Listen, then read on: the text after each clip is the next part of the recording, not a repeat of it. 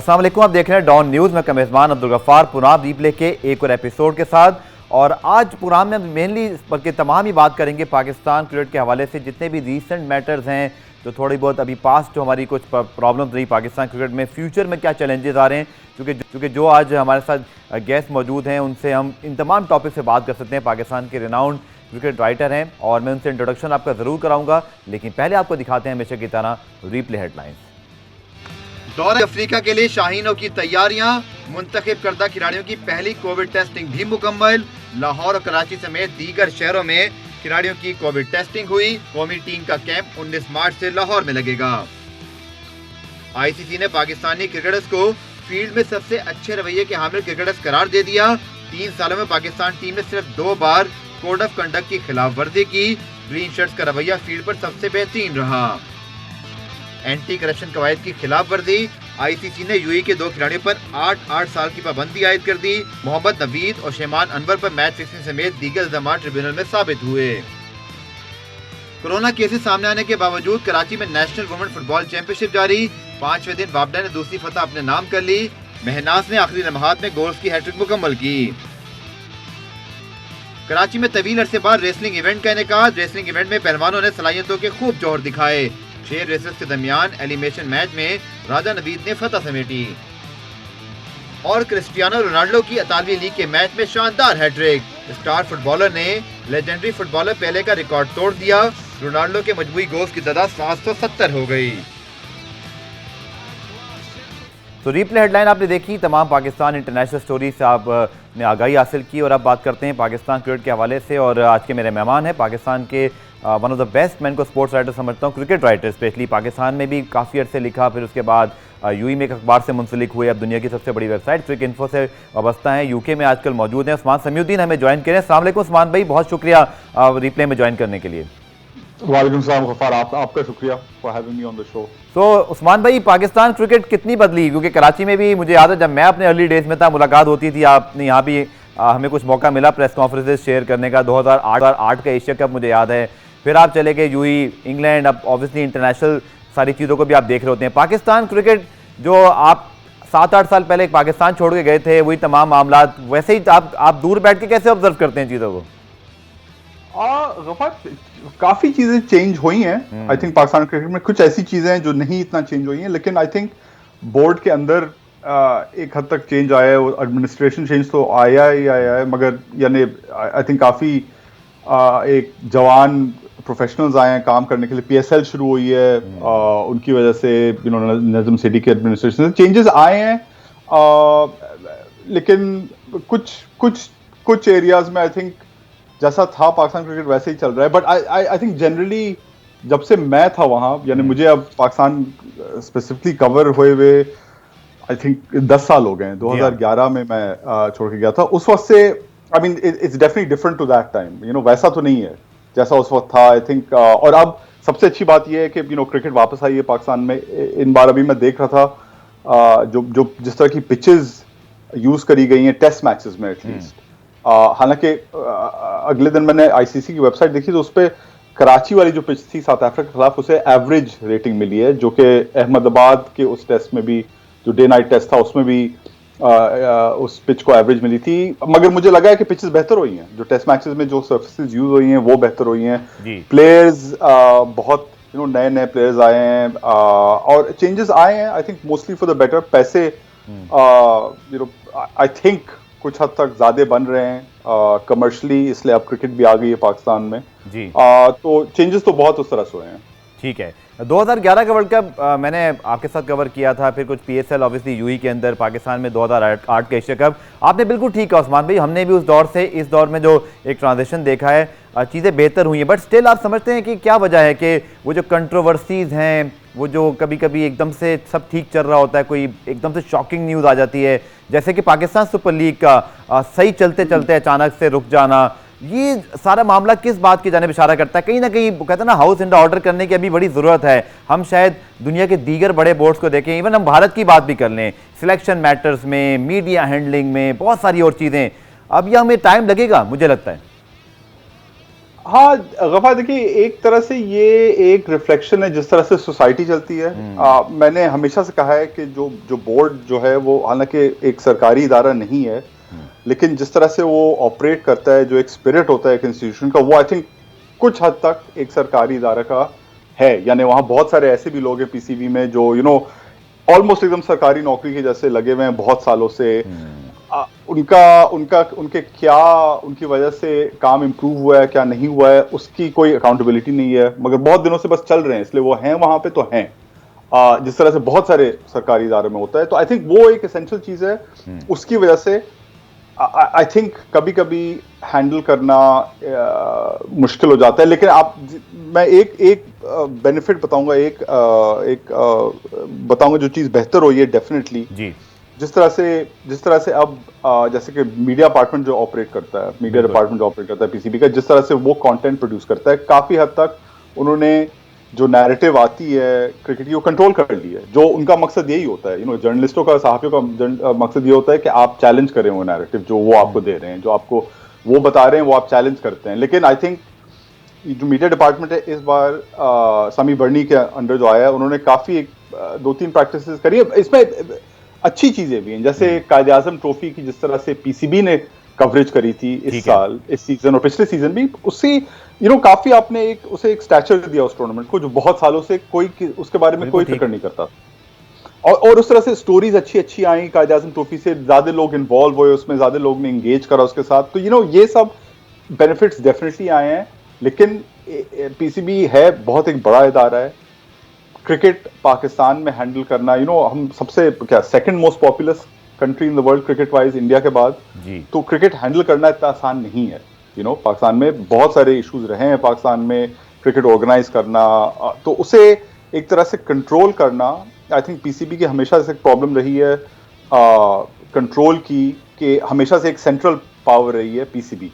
लाहौर में आपका हेडक्वार्टर्स है और वहां से आप पूरी जो मुल्क में क्रिकेट होती है ना, वो आप कंट्रोल करने की कोशिश कर रहे हैं, चाहे वो स्टेडियम्स हो, स्टेडियम्स के अंदर एम्प्लॉइज हो, प्लेयर्स हो, इधर उधर आप रीजनल टीम्स की सिलेक्शन आप कर रहे हैं।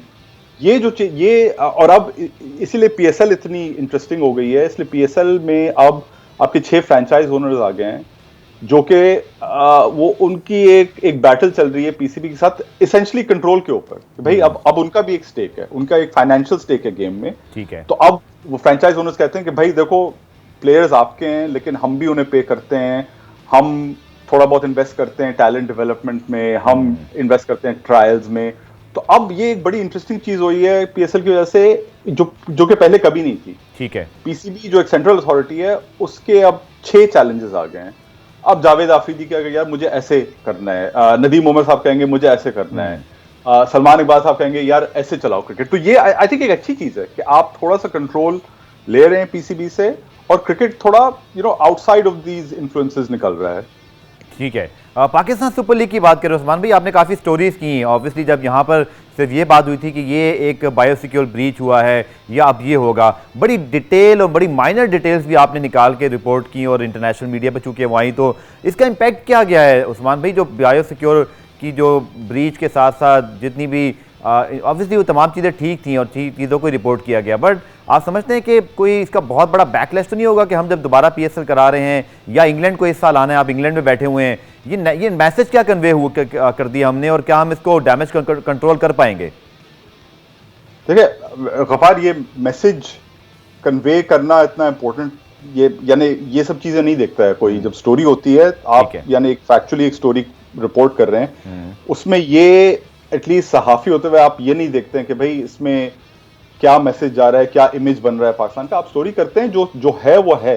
बिल्कुल, अगर कुछ गलतियां हुई हैं बिल्कुल तो आप ये मैं आपसे पूछ रहा हूं कि आपके ख्याल में ये जो गलतियां हुई थी हम इनको सुधार के वो जो इम्पैक्ट है, बिल्कुल आपकी रिपोर्टिंग में वो तो ऑब्वियसली अंडरस्टूड बात है। मैं ये पूछ रहा हूँ कि इसका कोई बहुत वो ये तो नहीं समझ रहे होंगे कि बहुत बड़ी गलती हुई है, हम पे ट्रस्ट तो करेंगे ना, क्योंकि पीएसएल से पहले हमने 2 इंटरनेशनल सीरीज कराई हैं, हमारे पास पीएसएल इससे बेहतर होता रहा है, और ये आप समझते हैं ये गलती जो हुई है कितनी कॉस्टली हो सकती थी या है कॉस्टली?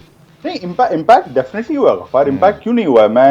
मैंने एक सीनियर प्लेयर से बात करी जिसने खुद कहा कि यार मुझे लगता है ये जो 2009 में अटैक हुआ था, जो हमला हुआ था श्रीलंकन टीम पे, उस तरह का इम्पैक्ट हो सकता है। आई डोंट थिंक इतना डीप इम्पैक्ट होगा, इतना लॉन्ग टर्म इम्पैक्ट नहीं होगा, लेकिन आपने अपने एक जो आपका जो प्रीमियर इवेंट है, पीएसएल से बड़ा कोई इवेंट नहीं है जो पीसीबी ऑर्गेनाइज करता है। आप अब इंटरनेशनल क्रिकेट भी ले लें, और इंटरनेशनल क्रिकेट आपने मेंशन करा, जरूर सही ठीक से हुआ, मगर उसके चैलेंजेस अलग होते हैं। उसमें सिर्फ 2 टीम होती हैं जो आपको कंट्रोल करनी होती है, 2 टीम के लिए आपको बबल बनाना पड़ता है। ये जो पीसीबी बहुत दिनों से कह रहा है कि भाई हमने जो डोमेस्टिक सीजन करा है वो एकदम फ्लॉलेस करा है, वो एकदम सही गया, मल्टी टीम टूर्नामेंट्स थी, ये गलत है, नहीं हुआ था। आप बहुत सारे प्लेयर्स आपको यही बताएंगे, अगर आप वो ऑब्वियसली खुल के नहीं बोलते हैं, लेकिन आप अगर उनसे बात करें तो बहुत सारे प्लेयर्स आपको बताएंगे कि जो बबल्स ये लोग इन प्लेस रखा हुआ था डोमेस्टिक सीजन के लिए, कायदे आजम ट्रॉफी के लिए, नेशनल T20 कप के लिए, वो इतने सिक्योर बबल्स नहीं थे। बिल्कुल। और कुछ बहुत सारे ऐसे केसेस थे जो प्लेयर्स पॉजिटिव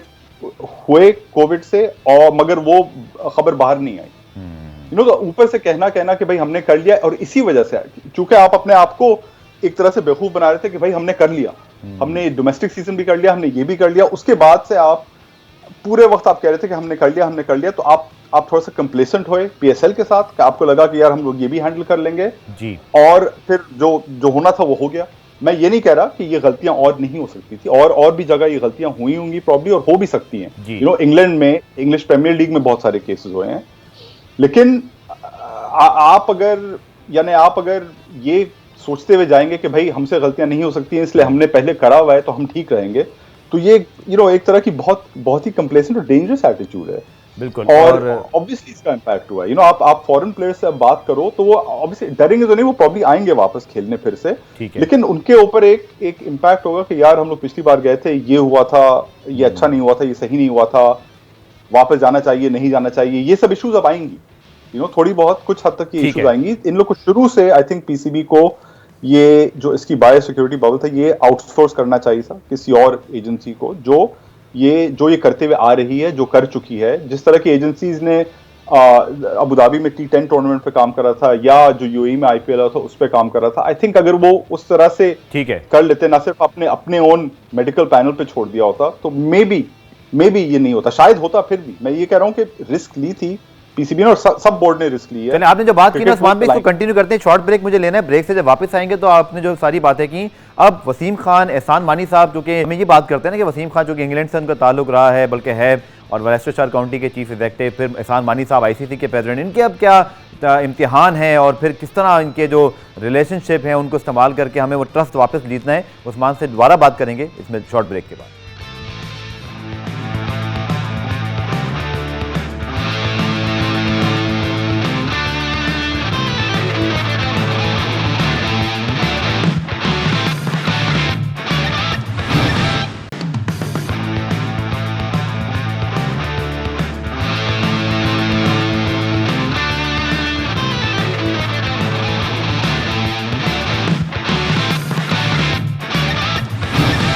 चुनाव जीतने में खुशामदीद, उस्मान समीउद्दीन हमारे साथ मौजूद हैं। उस्मान भाई, जो हुआ सो हुआ, बट अब इसको कंट्रोल करने के लिए सबसे पहले ऑब्वियसली जो आपकी पीएसएल हो रही है इसको ठीक कराना तो बहुत ज़रूरी है। प्लस वसीम खान चूँकि उनका ताल्लुक है एक इंग्लिश काउंटी से, उनके इन्फ्लुएंस भी है, एहसान मानी साहब के रिलेशनशिप और उनके जो आईसीसी के लिंक्स हैं उन पर बहुत बात होती है। It's a true test now, litmus test है एक तरह से कि कैसे आपने दोबारा इन चीज़ों को स्मूथली लेकर चलना है। वेरी इंपॉर्टेंट कि इंग्लैंड इस साल आ रहा है, न्यूजीलैंड की बात हो रही है, वेस्ट इंडीज़ की, तो PSL 6 going to very important, और साथ हमारी टॉप मैनेजमेंट का बड़ा इम्तिहान।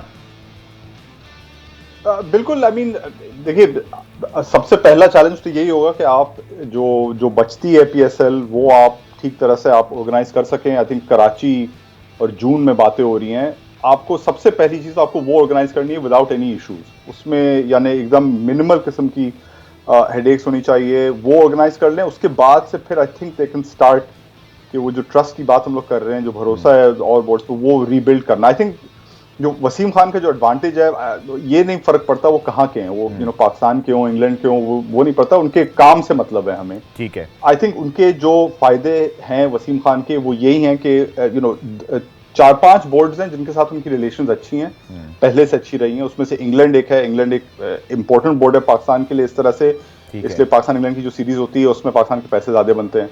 there are lucrative opponent in that sense. तो वसीम खान का जो नेटवर्क है of people in the world of cricket, वो अब उन्हें आई थिंक उस पे थोड़ा सा जोर लगाना पड़ेगा कि आप देखें पीएसएल सही चला है, अगर सही चला है तो फिर इंग्लैंड आ सकता है उसके बाद या नहीं, वो सब चीज़ें टेस्ट होंगी। और फिर एहसान मानी कि आई थिंक एक और उससे ऊपर लेवल जो होता है, जो बोर्ड चेयरमैन एक दूसरे से बात करते हैं आईसीसी मीटिंग्स में। आजकल आईसीसी में भी बहुत प्रॉब्लम्स चल रही हैं। अभी मनु सोनी को सस्पेंडेड लीव पे भेज दिया है, जो चीफ एग्जीक्यूटिव ऑफिसर थे आईसीसी के। उसमें भी बहुत बहुत ज्यादा सियासत चल रही है बिटवीन बोर्ड्स। तो मानी साहब उसमें कौन से साइड पे हैं, कौन से साइड पे नहीं, ये सब चीजें अफेक्ट होंगी इससे। लेकिन आई थिंक सबसे पहली चीज यही गफार कि आप अगर ये जो कंप्लीट जो रिमाइंडर है PSL 6 का, ये अगर सही तरह से ऑर्गेनाइज हो जाए कराची में जून में, तो उसके बाद से आई थिंक लोग का फिर थोड़ा भरोसा पाकिस्तान क्रिकेट बोर्ड पे। इससे देखिए ये खबर एक इंपॉर्टेंट चीज है, ये लोग समझते हैं, सब समझते हैं, आई थिंक फैंस, दूसरे बोर्ड्स, एडमिनिस्ट्रेटर्स, प्लेयर्स सब समझते हैं कि भाई कोविड के टाइम में क्रिकेट ऑर्गेनाइज करना रिस्क इसमें है। बिल्कुल ठीक और है। आप ऑर्गेनाइज करके आप ये एक्सेप्ट कर रहे हैं कि यार देखो गलतियां हो सकती हैं, कुछ रिस्क हो सकती है, मगर आपको कंट्रोल करनी है वो रिस्क। ये जो बायोसिक्योर बबल्स हैं और भी जगह प्रॉब्लम्स हुई हैं, लेकिन वो कंट्रोल करना एक बहुत बड़ी चीज होती है। और जिस तरह जो प्रॉब्लम्स इस PSL में हुई थी वो इसी वजह से हुई थी कि आपने कंट्रोल नहीं करा था, आपने रिलाई करा बहुत ज्यादा सिर्फ टेस्टिंग पे। एक बहुत ही छोटा आपने क्वारंटीन पीरियड रखा 3 दिन का, और आपका जो पहला प्लेयर जब पॉजिटिव टेस्ट हुआ उसी वक्त आपको एक बड़े सख्ती से एक डिसीजन आपको करनी थी उस वक्त कि भाई हम अब आगे यहां से किस तरह से बढ़ेंगे। या तो हम टूर्नामेंट को पॉज करें 5-6 दिन, या हम उसे सही से आइसोलेट करें। ये जो प्रोटोकॉल्स थी ना, जो इन लोगों ने इंप्लीमेंट नहीं करी। और इसमें मैं ना सिर्फ पीसीबी की इसमें गलतियां नहीं, ऑब्वियसली पीसीबी और फ्रेंचाइजेस दोनों इसमें इन्वॉल्व थी। आई थिंक रिस्क सब मानते हैं कि है, और कभी कभी केसेस होंगे, आईपीएल से पहले भी केसेस हुए थे और भी जगह इंटरनेशनली केसेस हुए हैं। बट आप जिस तरह से वो रिस्क को कंट्रोल कर सकते हैं, किस तरह से मैनेज कर सकते हैं, वो फिर आपको दिखाता है भाई आप किस तरह के बोर्ड हैं। और उसमें आई थिंक इस साल PSL में फेलियर्स था कि आपने वो रिस्क मैनेज नहीं आप नहीं कर पाए। ठीक है। पाकिस्तान क्रिकेट हो तो सवालात बहुत होते हैं, तो उस्मान भाई को T20 स्टाइल में मैं आपसे सवालात भी करने की कोशिश की, हमारे पास ज़्यादा जो है वो चीज़ें कवर हो जाएं। बट आपको लगता है आउटकम जो इंक्वायरी बनाई है 2 लोगों के ऊपर मुश्तमिल, 2 मेडिकल स्पेशलिस्ट हैं, डॉक्टर सैयद सलीम तो रिजाइन कर चुके हैं, इसका कोई आउटकम आपको दिखाई देता है? और अगर आउटकम के बगैर ही कमेटी बन गई है और अभी कोई अपडेट मेरे पास नहीं है, शायद आपके पास हो, तो आपको लगता है कि कुछ हम इससे हासिल करेंगे? ये यार बड़ा एक है तो अहम सवाल, लेकिन इसे आंसर करना बहुत मुश्किल है। जवाब देना इसका, देखिए कमेटी बनाई है, इंडिपेंडेंट लोग हैं ऑब्वियसली, और अब मे बी अपने फील्ड, कुछ लोग ने मुझे कहा है, कुछ लोग जो कि इस फील्ड में काम करते हैं, उन्होंने ये पॉइंट आउट करा है कि भाई ये जो 2 लोग आपने हायर कर रहे हैं, इनकी कोई एपिडेमियोलॉजी में एक्सपर्टीज नहीं है शायद, या वो एक्सपर्टीज स्पोर्ट्स साइंस में एक्सपर्टीज नहीं है जो होनी चाहिए। ठीक है, वो अब अपनी जगह एक चीज है। मैं ये कहूंगा कि पाकिस्तान क्रिकेट की तारीख में बहुत सारी कोई ऐसी इंक्वायरीज नहीं है जिनके आउटकम्स बहुत सक्सेसफुल हुए हैं। ये एक ट्रैक रिकॉर्ड है पहले हमेशा से कि इंक्वायरीज में कुछ चीजें आप कह देते हैं, कुछ चीजें आप नहीं कहते हैं, जो करना चाहिए वो आपने नहीं करा। ये एक चीज नहीं होनी चाहिए कि सिर्फ, देखिए डॉक्टर सोहेल सलीम रिजाइन, अपना रेजिग्नेशन ऑफर कर चुके हैं, सिर्फ उन पे अब सब चीज का ब्लेम ना आए। ये एक कोशिश रही है कि उन्हें आप फॉल गाय बना दें। ये सिर्फ डॉक्टर सोहेल सलीम की गलती नहीं है। ऑब्वियसली मेडिकल पैनल इन्वॉल्व था, बहुत क्लोजली इन्वॉल्व था, उन्हीं ने पूरी प्रोटोकॉल्स डिजाइन करी थी इस टूर्नामेंट के लिए और करते हुए आ रहे थे इस सीजन के लिए। ठीक है, लेकिन इसमें और लोग भी शामिल है ना, जो लोग इंप्लीमेंट करते हैं, जो लोग ऑपरेशनली काम करते हैं इन प्रोटोकॉल्स पे, फिर उन्हें भी आप देखें। तो आई वुड होप, उम्मीद मेरी हमेशा यही रहेगी गफार की इंक्वायरी जो हो वो ओपन इंक्वायरी हो। इसलिए जब आप सब कुछ एडमिट करेंगे जो आपने गलतियां करी हैं, उसी के बाद से आप फिर से ये टूर्नामेंट सही से ऑर्गेनाइज कर सकते हैं। अगर आप चीजें छुपाएं, अगर आप माने नहीं कि यार नहीं ये तो सिर्फ साजिश थी हमारे खिलाफ, ये हमने सही से करा था मगर एक केस हो गया, ये वैसे हो गया, अगर आप इस तरह की एटीट्यूड लेना तो फिर आपका अगला टूर्नामेंट भी स्ट्रगल करेगा। आपको मानना पड़ेगा कि यहाँ गलतियां हुई हैं, और आपको खुले तरीके से मानना पड़ेगा कि कुछ हुआ है, उसी के बाद आप फिर आगे बढ़ सकते हैं। चलें, हम पाकिस्तान टीम और सिलेक्शन वाले मैटर पे भी ज़रूर बात करूंगा, लेकिन आपने बात की ऑलरेडी वसीम खान साहब की, एहसान मानी की, ऑब्वियसली दोनों इस वक्त पीसीबी के टॉप ऑफिशियल्स हैं। आप ऑब्वियसली बहुत गहरी नज़र तो रखते हैं पाकिस्तान क्रिकेट पर, बट आप क्या ऑब्जर्व कर रहे हैं कि क्या चीज़ें हैं जो बेहतर हो सकती हैं? डोमेस्टिक क्रिकेट ऑब्वियसली रिवैम्प हमने की, जो एक बहुत सिग्निफिकेंट जाइंट स्टेप था, उसका क्रिटिसिज्म भी बहुत आया। उसके बाद अब देखना बाकी है कि शायद उसका आउटकम क्या उस तरह होगा। हम टॉप 3 में आने की बात कर रहे थे या वर्ल्ड बीटर्स होने की। आपकी अब तक क्या ओपिनियन है, अब तक की जो परफॉर्मेंस रही है वसीम खान साहब की, एहसान मानी की और करंट पाकिस्तान क्रिकेट बोर्ड की? बहुत सारी चीजें हैं इसमें। एक तो ऑब्वियसली ये देखना है जो आपने डोमेस्टिक रिवैम्प करा है, मुझे कभी ये सही से नहीं पता चला है कि इसमें इस रिवैम्प में कितना प्राइम मिनिस्टर इमरान खान का रोल था। यानी वो हमेशा से चाहते हैं, तो सबको पता है कि वो हमेशा से चाहते थे ऐसा कोई सिस्टम हो जिसमें टीम्स कम हो, रीजनल टीम्स हो, प्लेयर्स कम हो, ताकि आपकी क्वालिटी और कंपेटिटिव क्वालिटी बढ़े।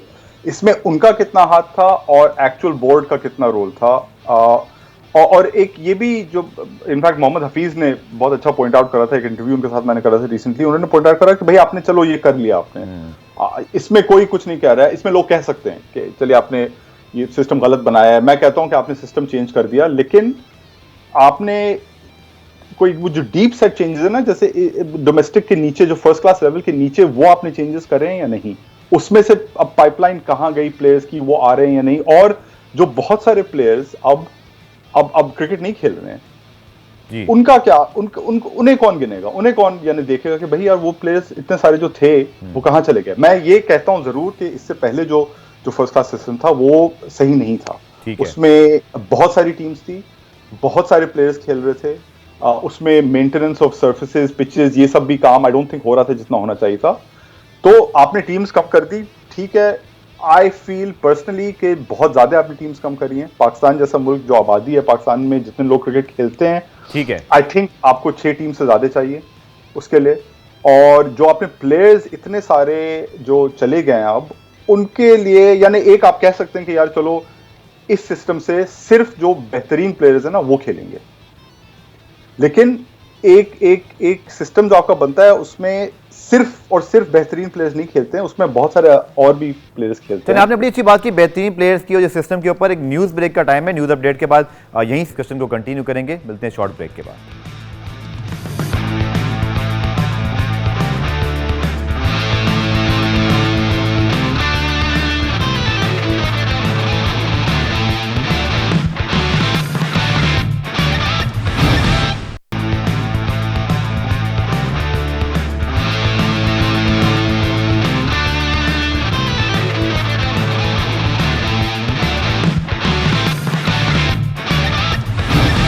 मुराद रिप्ले में खुशामदीद। उस्मान भैया, बात करते हैं कुछ पाकिस्तान टीम की, क्योंकि मिसबाहुल हक 3 ओहदों पर आते हैं, फिर उनके पास एक ओहदा बचता है, फिर मोहम्मद वसीम, फिर बाबर आजम, तीनों के फॉर्मेट के कैप्टन। बट अगेन मैंने भी यह स्टोरी की, आपके पास भी यकीन तौर पर वो सारी आपने चीज़ें पढ़ी होंगी और आप उस पर तबसरा भी कर सकते हैं कि बाबर आजम अगर ये समझते हैं कि उनको वो पावर्स नहीं मिल रहे जो सिलेक्शन में शायद एक कप्तान की इससे होनी चाहिए। तो again trademark Pakistan cricket, something happening is happen every time. ये कुछ होता रहेगा जब तक ये क्रिकेट है।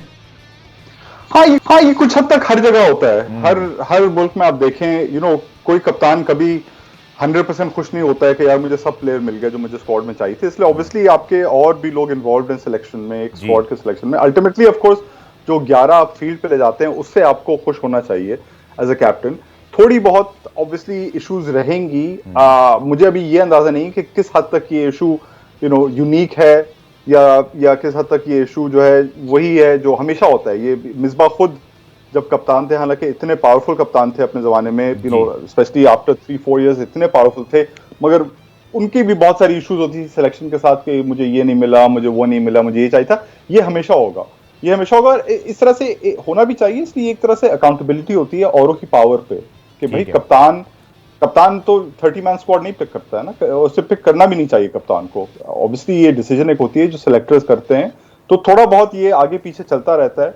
और हर स्क्वाड में अब यानी एक ये नॉर्मल सा हो गया कि हर स्क्वाड में अभी आजकल सिलेक्शन थोड़ी और डिफिकल्ट इसलिए है, इसलिए आप बहुत ही बड़ा स्क्वाड पिक कर रहे हैं जो एक स्क्वाड ट्रैवल करेगा एक किसी और मुल्क में। आई थिंक कोविड की वजह से स्क्वाड सिलेक्शन भी इतनी ईजी नहीं रही है, लेकिन as far as I'm concerned ये चीजें उस्मान भैया समझते हैं फनी पार्ट यही है कि 30 यहाँ सिलेक्ट हो रहा है, अब तो काफी बड़ा पूल हो गया। आई थिंक सारे लोग इसमें आ जाने चाहिए, बट यहाँ भी 30 के बावजूद भी इशू बन रहा है। इसीलिए मैं कहता हूँ इतने प्लेयर्स हैं पाकिस्तान में, इतने प्लेयर्स हैं ना, ये हमेशा इशू रहेगा आपका जब तक आप 50 50 मैन स्क्वाड नहीं ले जाएंगे तो आई थिंक उसमें चलिए भी बाबर problem आजम की था। मैं बात करता हूँ, टाइम हमारा पास बड़ा शॉर्ट है, इसमें थोड़े 3-4 सवाल हैं, जरूर आपसे जल्दी जल्दी करता हूँ कि बाबर आजम बतौर खिलाड़ी तो माशाल्लाह वो इस्टेब्लिश हुए, हम भी बड़ा उन पर प्राउड फील करते हैं कि अब बड़े अरसे बाद हमारा कोई फैबुलस 4, 5 वटेवर जो भी इसको हम काउंट कर लें उसमें शुमार होते हैं, बट तीनों फॉर्मेट के कैप्टन हैं। आपका इस वक्त क्या तज्जिया अब तक जो उनकी कप्तानी रही है? हाई होप्स हैं बहुत पाकिस्तान फैंस की उनसे। एक्चुअली मैं थोड़ा सरप्राइज था, मगर एक अच्छी तरीके से मैं सरप्राइज हुआ था। टेस्ट मैचेस में साउथ अफ्रीका के खिलाफ इन्होंने अच्छी कैप्टनसी करी थी। एटलीस्ट आई थॉट कैप्टनसी जज करना मुश्किल होता है, आसान काम नहीं है फील्ड पे कौन क्या कर रहा है, मगर जिस तरह से वो फील्ड सेट कर रहे थे स्पिनर्स के लिए स्पेशली, जिस तरह से अपने प्लेयर्स के साथ वो उनकी रिलेशन तो खैर वैसी अच्छी रही है, बट आई थॉट कि उन्होंने टेस्ट में कैप्टनसी अच्छी करी थी। और थोड़ी बहुत आई गेस शिकायत तो नहीं है, हर बैट्समैन का आता है कि 1-2 इनिंग्स में वो रन ना बनाए, तो केशव महाराज से 2-3 बार आउट हुए हैं उस सीरीज में। लेकिन मैं प्लेजेंटली सरप्राइज था कि टेस्ट में अच्छी कैप्टनसी हुई है। T20 में आई थिंक अभी भी वो थोड़ा सा ग्रास्प करें। T20 में इसलिए अच्छा होता है आपके साथ और अगर सीनियर प्लेयर्स थोड़े हों, रिजवान जैसा हो, सैफी स्क्वाड में होता है जो आपको थोड़ा इधर उधर गाइड करते रहते हैं। T20 की कैप्टनसी बहुत एक चैलेंजिंग इशू है, बहुत ही चैलेंजिंग रोल है, उसमें हर बॉल आपको और उस्मान भी चैलेंज के अंदर सबसे बड़ा एडिशन हो गया टॉस का। आप टॉस जीतिए, फील्डिंग कीजिए और चेस पे चले जाएं। मैं भी इंडिया का मैच देख रहा हूँ, again they are struggling at the moment. 83 for 4 पिछला मैच तो जीत गए थे जब टॉस जीत लिया था। ये टॉस वाला फैक्टर आपको लगता नहीं कि बहुत ज्यादा हो गया T20 के अंदर? आपकी क्या राय है? कैप्टन क्या इसको समझते हैं आसान तरीका है? ये जीत का मंत्रा बन गया है, शायद पहले बैटिंग करके टारगेट सेट करना मुश्किल है। कुछ लीग्स में ये है डेफिनेटली, इंटरनेशनल क्रिकेट में भी कुछ हद तक है। मैंने इंटरनेशनल क्रिकेट के नंबर्स नहीं देखे हैं टॉस पे, लेकिन जैसे इस बार PSL में आई थिंक 14 में से 13 मैच डिसाइड हुए थे जिस टीम ने चेस करा था। और चेसिंग आई थिंक T20 में जनरली गफार एक तरह से आसान है, इसलिए आपको अपना टारगेट सामने पता है कि भाई मुझे ये इतने रन बनाने हैं। जब आप पहली बैटिंग कर रहे होते हैं तो हमेशा थोड़ा सा हेजिटेशन रहता है कि यार इस पिच पे कितना सही रहेगा, कितना हम आगे से, कितना हम ऊपर से मारते हुए जाए। चेस जब आप करते हैं तो हमेशा ये एक बहुत इंपॉर्टेंट होता है। आप अपने पहले 6 ओवर में पावर प्ले में आप अगर उसी में आप अपनी चेस ब्रेक कर लेना, आपका बड़ा अगर टारगेट हो, आप उसी में 70 रन 80 रन आप पहले ही पावर ओवर में बना दे, तो फिर आप अपने आप को अच्छे से मैनेज कर सकते हैं in the rest of the chase. तो आई थिंक आप हमेशा T20 में आपके पास अगर एक टारगेट होता है तो आई थिंक नेचुरल सी एक फीलिंग होती है कि आप बेहतर खेलते हैं जब when you are going towards the target rather than setting one. बिल्कुल आप ठीक कह रहे हैं, रिसोर्सेज भी आपके पास होती हैं, हम उनका इस्तेमाल जरा बेहतर अंदाज से करते हैं। शर्जील खान पे मैं जरूर बात करूंगा। सीम लाइक क्रिकेट पाकिस्तान में जो लोग हैं वो डिवाइडेड हैं उनके रिटर्न पर। कुछ लोग उनकी फिटनेस से बात कर रहे हैं, कुछ ऑब्वियसली जो उनका एक सारा मामला हुआ फिक्सिंग का सब कुछ। आप ही क्या राय है इंटरनेशनली इस मामले को कैसे हैंडल होना चाहिए? क्योंकि क्रिकेट की आप समझते हैं इंटीग्रिटी या कहीं फैंस डिवाइडेड हैं तो वो बहस बहुत ज़्यादा चलती है और उसमें सिर्फ एक चीज़ मुझे लगता है काउंट हो रही है, वो इमोशंस भी हैं। मेरे भी इस पर गवार काफी डिवाइडेड व्यूज हैं। मैं इसके खिलाफ नहीं हूं कि आप अगर किसी ने गलती करी हो, इस तरह की गलती हो, ऑब्वियसली सीरियस अगर कोई क्राइम होती है तो आप दूसरे तरीके से देखते हैं, मगर गलतियां किसी ने करी हो, इस तरह की क्रिकेट क्राइम्स आई गेस अगर करी हो, तो आई थिंक आप उन्हें वापस अलाउ कर सकते हैं इस शर्त पे कि वो उन्होंने एडमिट करा हो फुली कि जी मैंने करा था, मैंने गलत करा था और अब मैं जो सजा मुझे मिली है वो ठीक है, मैं वो सजा सर्व करूंगा और फिर मैं औरों को एक तरह से वार्निंग दूंगा कि यार इस तरह से नहीं फंसना। जिस तरह से कलामी बट आमिर का केस हो, आसिफ, सलमान, शर्जील, इवन उमर अकमल भी जो चल रहा है, लगता है कि बड़े अर्थ तक शुरू में वो एक काउंटर आर्गूमेंट चलता रहता है, वकील भी हायर हो जाते हैं। वो आपको लगता है कि वो इस तरह से एक आपने ये सब आप जो कह रहे हैं एडमिट करना चाहिए, आप पहले दिन से बल्कि एडमिट कर लें, बट यहाँ तो लगता है कि जब कोई दरवाज़ा नहीं बचता फिर एडमिट किया जाता है, ऐसा आपको महसूस हुआ? ये यहाँ हुआ है आई थिंक। इनफैक्ट एक आमिरी मुझे याद आ रहा है जिसने एटलीस्ट 1 साल बाद एडमिट करा था जी ओपनली। जो ट्रायल जब हुई थी, इनकी क्रिमिनल ट्रायल हुई थी, आमिर ने एटलीस्ट ओपनली एडमिट कर दिया था कि हाँ मैंने करा है ये और मैं सजा मानता हूँ जो भी मुझे होता है। और हर प्लेयर ने आई थिंक, हर जो एक पाकिस्तानी प्लेयर जो इसमें इन्वॉल्व हुआ है शुरू में और फिर बहुत दिन बाद तक भी कहा है कि नहीं मैंने नहीं करा, मैंने नहीं करा, केस फाइट कर रहा है। दानिश कनेरिया ने कितना लंबा केस फाइट करा अपना और उसका कोई फायदा नहीं हो। तो ये एक इंपॉर्टेंट चीज है कि आप एडमिट करें, अपने आप से एडमिट करें, आप फैन से एडमिट करें, आप गेम से एडमिट करें, आप बोर्ड से एडमिट करें कि मैंने करा है, ये गलतियां करी हैं। लेकिन मैं एक चीज कहूंगा शर्जील के केस में स्पेशली लेकिन तो नहीं, मगर मैं एक चीज ये कहूंगा कि शर्जील का, इसके बारे में बात ऑफन होती नहीं, मगर शर्जील का बहुत बड़ा लॉस था पाकिस्तान के लिए। जी वो जिस तरह का प्लेयर बन रहा था उस जमाने में, जो प्लेयर वो आ रहा था, एक काफी मॉडर्न हार्ड हिटिंग, ऊपर से आपको वो स्टार्ट दे सकता था, जो उस वक्त पाकिस्तान के पास ऑप्शंस नहीं थे। वैसे बाद में फखर जमान आया आपके पास, लेकिन पाकिस्तान के पास कभी ऐसे ऑप्शंस नहीं रहे, तो उसका लॉस इतना हमने कभी कैलकुलेट करा नहीं। जिस तरह से हमने आमिर के बारे में बात करी कि यार बहुत बुरा हुआ, बड़े सेट हो आसिफ गए के थे बारे ऑस्ट्रेलिया में जो कहते हैं। 3 इनिंग की, आपको याद होगा, जो कंसेक्यूटिव ओडीआईस के अंदर वो बड़ी डोमिनेटिंग, और एक हमें बहुत अरसे बिल्कुल। बाद ऐसा कोई प्लेयर मिला था जो चढ़ के खेल रहा था, लग नहीं रहा था जैसे उसको कोई किसी का प्रेशर है। तो ये क्वालिटी तो बिल्कुल। नहीं थी हमारे पास, अब भी नहीं है बल्कि शायद।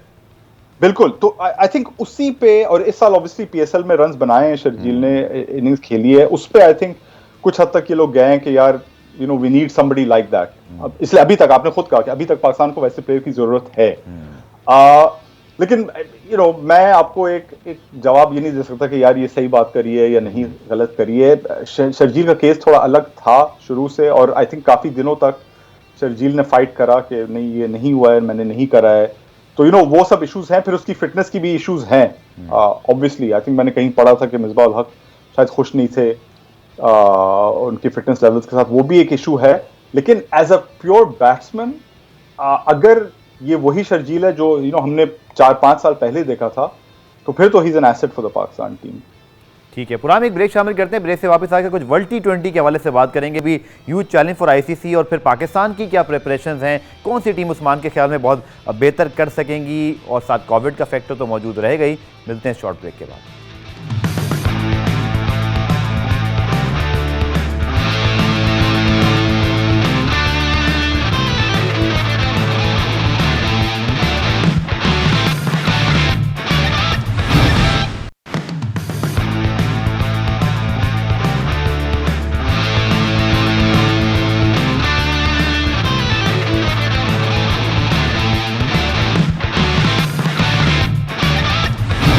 तो उस्मान भाई, तकरीबन कुछ 2-3 मिनट बचे हैं और 2 सवाल मेरे जेहन में, दोनों एक साथ करता हूँ, प्लीज़ उसे एक्सप्लेन कीजिएगा। आईसीसी के चैलेंजेस फॉर वर्ल्ड T20, जो कि आप बड़े डिफरेंट पर्सपेक्टिव से देख रहे होते हैं, फिर अपने मसले मसाइल जो शुरू हो गए, एक तो उसको भी हैंडल करना है, चीफ एग्जीक्यूटिव जो है उनके खिलाफ इंक्वायरी हो रही है, सारा कुछ मामला फिर इंडिया में हो रहा है, जहाँ पॉपुलेशन कोविड का जो सारा मसला, आज ही जो मैच हो रहा है उसमें क्राउड को अलाउ नहीं किया गया। इससे जुड़ा Pakistan, obviously you are from Pakistan as well, so Pakistan chances for world T20, it's a long question, इसको आप लॉन्ग ही आंसर कर दीजिए। ये गफार, जो टूर्नामेंट है ना, इसे ऑब्वियसली इसमें चैलेंजेस होंगे ऑर्गेनाइज करना, और आई थिंक इनफैक्ट कुछ ही दिन पहले, सस्पेंशन से पहले, मनु सोनी जो चीफ एग्जीक्यूटिव थे आईसीसी के, उन्होंने कहा था, एक वेबिनार उनकी मीटिंग चल रही थी, उसमें उन्होंने कहा था कि पीएसएल को देख के पता चल रहा है कि कितना मुश्किल होगा हैंडल करना मल्टी टीम इवेंट। तो उस तरह से it will be a problem. India जैसे मुल्क में थोड़े से सेम चैलेंजेस होंगे जैसे पाकिस्तान में होते हैं, इन कीपिंग फैंस को बाहर रखना, क्राउड्स को बाहर रखना। तो इजी एकदम नहीं होगा। आप 16 टीम आएंगी या 14 या 16 टीम आएंगी उस टूर्नामेंट में, पूरी दुनिया से आएंगी, कहाँ से आएंगी, उसमें एक इशू होगी। आप अगर कोई ऐसे मुल्क से आ रहे हैं जहाँ पे इन्फेक्शन बढ़े हुए हैं और इंडिया में उस वक्त कम है, या इंडिया में अगर ज़्यादा हो गए हैं, तो ये सब इश्यूज रहेंगी। आई थिंक एकदम आखिर वक्त तक ये इश्यूज रहेंगी और आसान नहीं होगा। आई थिंक उन्हें अपने वेन्यूज कम शायद करने पड़े, जो बबल्स बनाएंगे वो भी बहुत इंपॉर्टेंट होंगे। ये सब आईसीसी के जिम्मे में होगा। तो आईसीसी आई थिंक देख रही है कि किस तरह से टूर्नामेंट्स ऑर्गेनाइज हुए हैं, जिस तरह से T10 या आईपीएल और अब पीएसएल जो है। इस स्टेज पे हम ये कह सकते हैं कि it's going to certain, last time नहीं हो सका था, हो तो जाएगा, आपको लगता है, या इस पे भी अभी डाउट्स हो सकते हैं? नहीं, आई थिंक मुश्किल है कहना गफार। उस वक्त जो हालात होंगी वो अब प्रिडिक्ट तो नहीं कर सकते हैं, लेकिन उस पर डिपेंडेंट होगा उस वक्त। और मैं ये सिर्फ कहूंगा कि इंडिया से हटाना बहुत सारी वजहों की वजह से वो इजी नहीं होगा, आसान नहीं होगा। यानी आप political reasons, geopolitical reasons, cricket reasons, health reasons, it will not be easy to take the tournament out of India. आप यूएई आपका बैकअप रह सकता है, लेकिन आसान काम ये नहीं होगा कन्विंस करना बीसीसीआई को, इंडिया को, कि हम ये टूर्नामेंट आपके यहाँ नहीं कर रहे हैं। और भी इश्यूज चल रही हैं वैसे, by the way, tax issues ICC और बीसीसीआई के दरमियान इन्हीं टूर्नामेंट्स पे, वो भी चल रही है एक बैकग्राउंड में इशू। तो एक तो ये है पाकिस्तान की चांसेस, जहां तक रही, पाकिस्तान की चांसेस कैसी होती हैं हर किसी टूर्नामेंट के पहले, होती है, सबसे उम्मीद पहले तो होती कोई ना है कोई कि यार- कंट्रोवर्सी आती है, होप इस बार कोई ना आए। नहीं, कंट्रोवर्सी आप छोड़ दें, आप प्लेयर्स ही को देख रहे हैं। प्लेयर्स आई थिंक देखिए टीम अच्छी है, कुछ प्लेयर्स आपको चाहिए, उनमें थोड़ी इंप्रूवमेंट चाहिए। शादाब खान एक हैं जिनकी बॉलिंग आपको बहुत आपको इंप्रूव करनी पड़ेगी उनकी बॉलिंग, इसलिए उस टूर्नामेंट में स्पिन का रोल होगा। ठीक है। और आपको शादाब को अपनी बॉलिंग इंप्रूव करनी होगी, उसकी बैटिंग इंप्रूव हुई है मगर आई थिंक बॉलिंग में डिप आया है, तो वो एक इंपॉर्टेंस होगी शादाब की। फहीम अशरफ बहुत इंप्रूव प्लेयर हैं, उनकी एक अहमियत रहेगी एज एन ऑलराउंडर।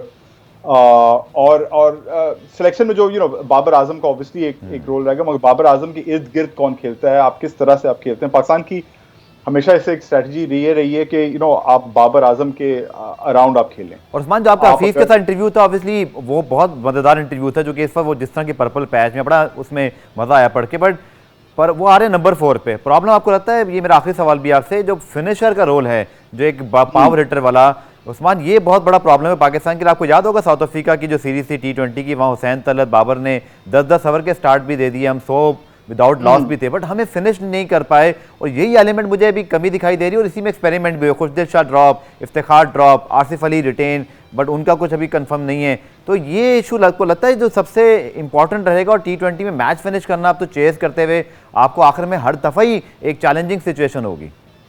नहीं, बिल्कुल, इसकी बहुत अहमियत है इस रोल की, और अलग रोल है, बहुत मुश्किल रोल है, ये आसान नहीं है। आप वेस्ट इंडीज टीम के पास हैं, इंग्लैंड टीम के पास हैं कुछ ऐसे प्लेयर जो कर सकते हैं, ये हर बंदा नहीं कर सकता है। लेकिन अगर आपके पास, मैं ये कहता हूं कि आपके पास अगर देखिए बाबर आजम और रिजवान का फॉर्म अच्छा है, सरफराज का फॉर्म अच्छा है, सरफराज ने जो PSL में जिस तरह की इनिंग्स खेली हैं, मे बी वो भी खेल सकते हैं इस साइड में। आपके पास हैदर अली हो, मैं कहूंगा कि फिनिशिंग रोल में आपको किसी ना किसी को चूज करना पड़े।